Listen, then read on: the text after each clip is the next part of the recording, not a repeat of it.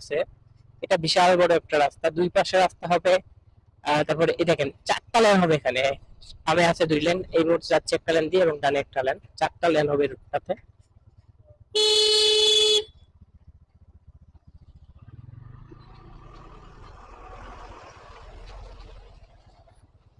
যান যান। আসসালামু আলাইকুম guys and welcome my Facebook page and YouTube channel. তো আজকে অনেকদিন পরে আহ, বের হয়ে গেলাম আপনাদের জন্য। আজকে নতুন একটা ব্লগ নিয়ে আসলাম। আজকে ব্লগটা হবে এখন আছি ঢাকাতে রামপুরা বনশ্রীতে। তো আমরা যাচ্ছি নরসিংদীতে। তো আজকের ব্লগের মেন বিষয় হচ্ছে ঢাকা থেকে নরসিংদী টোর। তো আমরা আজকে কাউন্ট করবো ঢাকা থেকে নরসিংদী যেতে, আমাদের নরসিংদীর ঘোড়াশাল যেতে কতক্ষণ সময় লাগে এবং কত কিলো যেতে হয়। তো এই মুহূর্তে আমি আমার মিটারে দেখতে পাচ্ছি বাজে সকাল 11টা 53। কিলোমিটার হিসাব করলে আমি আমার একজাস্ট একটা কিলোমিটার এই মুহূর্তে যেটা আছে মিটারে 18,836। তো এখন থেকে আমি কাউন্ট করব আমার ঘোড়াশাল যেতে কতক্ষণ সময় লাগে বা কত কিলোমিটার বাইক রাইড করতে হয়। তো সাথেই থাকুন এবং আমার পেজ কিংবা চ্যানেলে যারা নতুন আছেন অবশ্যই একটা সাবস্ক্রাইব এবং একটা ফলো করে দিবেন। তো যারা যারা ভিডিওটা কন্টিনিউ করছেন অবশ্যই ভিডিওটা দেখতে থাকবেন। আশা করি সকলেরই ভালো লাগবে। তো আমরা এখন আছি রামপুরা ও ইউটার্ন যে ব্রিজটা আছে ইউটার্ন ব্রিজে। আমরা নরসিংদী যাওয়ার জন্য যে পথটা আজকে ব্যবহার করবো সেই পথটা হচ্ছে 3 মিনিট রাস্তা দিয়ে চলে যাবো, মানে কালীগঞ্জ হয়ে। এখন 3 মিনিট রাস্তা যেতে হলে আমাদের দুইটা রাস্তা আছে, এক হচ্ছে গুলশান দিয়ে বেরিয়ে বনানী দিয়ে বেরিয়ে ক্যান্টনমেন্টের দিক দিয়ে আমরা যেতে পারি, কিন্তু ওই দিক দিয়ে আমরা যাবো না। আমরা যাবো আজকে যমুনা ফিউচার পার্কের সামনে দিয়ে, মানে প্রগতি সরণি দিয়ে। কেননা এখন বাজে 11টা আর এই মুহূর্তে গুলশান বনানী রোডটা অনেকটা ব্যস্ততম রোড। কেননা অফিস টাইম, আজকে সোমবার, প্রচুর জ্যাম হবে। যার কারণে আমরা ওই রুটটা ইগনোর করলাম, এই মুহূর্তে এই রুটটা দিয়ে যাচ্ছি।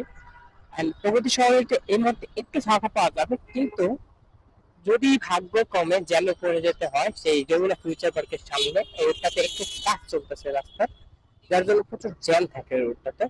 তো আমরা চেষ্টা করি যাওয়ার জন্য, দেখি আসলে কি আমাদের ভাগ্যে আজকে জ্যাম আছে নাকি নেই। তো আমি জিনিসটা ভুলতে পারি না যে ব্র্যাক ইউনিভার্সিটির মতো একটা ভার্সিটি এই ব্যস্ততম একটা রাস্তার সাথে কেন দেওয়া হলো। এটা তো আফতাবনগরের ভিতরে দিতে পারতো। And হয়তো বা আফতাবনগরে অলরেডি একটা পাবলিক প্রাইভেট ইউনিভার্সিটি আছে, ইস্ট ওয়েস্ট কলেজ আছে, ভার্সিটি আছে, তার জন্য দেওয়া হয়নি। তবে অন্য কোনো জায়গায় একটু ভিতরের দিকে দিলে ভালো হইতো, একদম রাস্তার পাশে, যার জন্য এতটা জ্যাম আমাদের ফেস করতে হয় এই রাস্তাটাতে। এই যে দেখেন, এটা হচ্ছে ব্র্যাক ইউনিভার্সিটি। গাইস এখন আছি বাড়িধারা, সামনে যমুনা ফিউচার পার্ক। ওই রাস্তাটাতে কিন্তু জ্যাম হয়, যার জন্য দোয়া করতেছি জ্যামে যেন না পড়তে হয়। আল্লাহ, জ্যামে যেন না পড়ি। ভয় ছিল, তাই হলো। অবশ্য জামটা তো দীর্ঘ নয়, আর আগে থেকে জ্যাম হয়। আজকে একটু পরে থেকে গেলাম। এই তো যমুনা ফিউচার পার্কের জাম এটা। And দেখি, বাম পাশে অবশ্য লেন থাকে বাইক যাওয়ার জন্য, কিন্তু এই লেন দিয়ে উল্টা পাল্টা ভাবে গাড়ি আসতেই থাকে।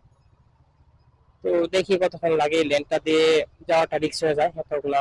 পিছনে আমার ওয়াইফ এন্ড আমার ছেলে আছে, ওদেরকে নিয়ে। গাইস কথা আছে, যদি চাওয়াটা হয় মন থেকে তাহলে পাহাড়টা আর সুনিশ্চিত।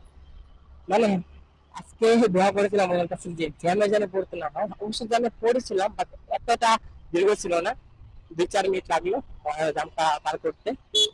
তো যাক, এখন যাব আমরা সেই 300 মিটার রোডে। চলেন যাওয়া যাক। গাইস আমরা কিন্তু দেখতে দেখতে চলে এলাম সেই পূর্বাঞ্চলের যে 300 মিটার রোডে। এন্ড আবারও অনেকদিন পরে আসলাম 300 মিটার রোডে আসলাম। আলহামদুলিল্লাহ, এই রাস্তা রাস্তায় রাইড করতে অনেকটা ভালো লাগে। গাইস আমরা 300 মিটার রাস্তা পার করে চলে আসলাম। এখন আছে এটা হচ্ছে 300 ফিট বা একটু কি বলা যায়, কালীগঞ্জের রোডটা। কালীগঞ্জে যে রোডটা আছে আপনার নাগরের যে রোডটা, ওই রোডটার সাথে সংযোগ হয়েছে এই রোডটা। এদিক দিয়ে সোজা গেলে আমি যতটুকু জানি টঙ্গীর রাস্তা বা গাজীপুরের রাস্তা উঠা যায়। এই রাস্তাটা এখনো পুরোপুরি তৈরি হয় নাই। প্রচুর এই শুকনার দিনে আসলে প্রচুর ধুলাবালি ফেস করতে হয়, আর আবার আপনি যদি বৃষ্টির দিনে আসেন, ও মাই গড, খুবই বাজে অভিজ্ঞতার শিকার হবেন তখন, কেননা এই ধুলাবালি তখন পানিতে কাদা হয়ে এরকম অবস্থা হয়, আপনি বাইক রাইড করতে পারবেন না, একা হেঁটেও যেতে পারবেন না, এতটা বাজে একটা অবস্থা হয়। তবে এখন ধুলাবালি একটু কম তুলনামূলক, সামনে রাস্তা ভালো আছে যতটুকু জানি, আমি ওই দিন গিয়েছিলাম। এদিক দিয়ে আসতে চাইছিলাম না, ভিতর দিয়ে আসতে চাইছিলাম, আমার ওয়াইফের কারণে আমি এদিক দিয়ে আসতে হইলো। আসলে ভিতরের রাস্তায় গেলে আমরা কি ঝামেলা করে বলি আপনাদের। বিষয় হচ্ছে ওইদিকে রাস্তায় গেলে সবগুলা রাস্তা এক দেখতে, সবগুলা মোড় দেখতে এক, তার জন্য কোন মোড় দিয়ে আমরা পার হবো বা কোন মোড় দিয়ে ডানে যাবো বামে যাবো কিছুই আর বলা যায় না তখন, জন্য অনেক ঘুরতে হয় তখন, যার জন্য ওই দিক দিয়ে যেতে চাই নাই।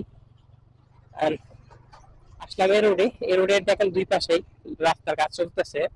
এটা বিশাল বড় একটা রাস্তা, দুই পাশে রাস্তা হবে। তারপরে এই দেখেন চারটা লেন হবে এখানে, বামে আছে দুই লেন, এই রোড যাচ্ছে একটা লেন দিয়ে এবং ডানে একটা লেন, চারটা লেন হবে রোডটাতে।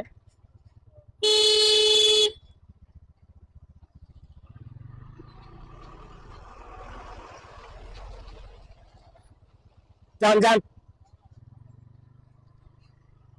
গাড়ির বিষয় হচ্ছে এই ওই যে এখানে উঠার সময় গাড়িটা আটকে গেছিল আর উঠাইতে পারতেছিলাম না, সামনে যাচ্ছিলাম পিছু যাচ্ছিলাম না, তার জন্য বউ বাচ্চাকে একটু নামিয়ে নিলাম and আবার নতুন ভাবে স্টার্ট দিলাম। আর ফাঁকে আমার ক্যামেরার ব্যাটারির চার্জ লো হয়ে গিয়েছিল, যার জন্য ফাঁকে ব্যাটারিটা চেঞ্জও করে নিলাম, অন্য একটা ব্যাটারি লাগিয়ে নিলাম। তো এখন আছি, ঠিক কোথায় আছি নিজেও বলতে পারি না, এই জায়গাটার নাম আসলে জানা নাই। দেখলে দেখি একটা পাম্প আছে এখানে, কোনো জায়গায় লেখাও নাই। গলান কালীগঞ্জ এটাকে বলে, জায়গাটার নাম হচ্ছে গলান কালীগঞ্জ। আর আমরা কালীগঞ্জে অলরেডি পৌঁছে গেছি, মানে কালীগঞ্জ জেলায় আছি, গলান। আমরা যাবো কালীগঞ্জের নাগরী হয়ে তুরুলিয়া হয়ে সেই ঘোড়াশালে। এখন বাজে অলরেডি 11টা 55। আরো কতক্ষণ লাগতে পারে এখনো শুরু নেই, আমরা একটু এই রাস্তায় একটু দুইবার একটু থামিয়েছিলাম, 5 মিনিট 5 মিনিট করে 10 মিনিট টেস্ট নেওয়ার জন্য। আর আবার রাইড শুরু করলাম, দেখি আর কতক্ষণ লাগে। আপনাদের সাথে দেখা হবে সেই কালীগঞ্জের ভিতরে ঢুকে, তার আগে পর্যন্ত আপনারা সাথেই থাকুন। চলে আসলাম কালীগঞ্জ নাগরী, এখন নাগরী মোড়ে আছি। আমরা ডান দিক দিয়ে চলে যাব, আমরা যাব কালীগঞ্জ হয়ে ঘোড়াশালে। আপনাদের সাথে তো এখন আর কথা বাড়াচ্ছি না, দেখা হবে একদম ঘোড়াশালে গিয়ে। গাছ দেখতে দেখতে চলে এলাম ঘোড়াশালে, এখন ঘোড়াশাল প্রাসত্তরে। আর এখন বাজে 12টা 35। তো আপনারাই বলুন কয় ঘন্টা সময় লেগেছে, এবং মিটারের মধ্যে দেখাচ্ছে 18,884 কিলোমিটার। আর ঢাকা থেকে শুরু করছিলাম তখন বলেছিলাম, তো আপনারাই বলুন আজকে ঢাকা থেকে ঘোড়াশাল আসতে কতক্ষণ সময় লেগেছে আমার, এবং কত কিলোমিটার আসতে হয়েছে। তো আজকে ভিডিও এখানে শেষ, দেখা হবে পরবর্তী কোনো জায়গায় পরবর্তী কোনো ভিডিওতে। তার আগে সবাই ভালো থাকবেন, সুস্থ থাকবেন, আল্লাহ হাফেজ।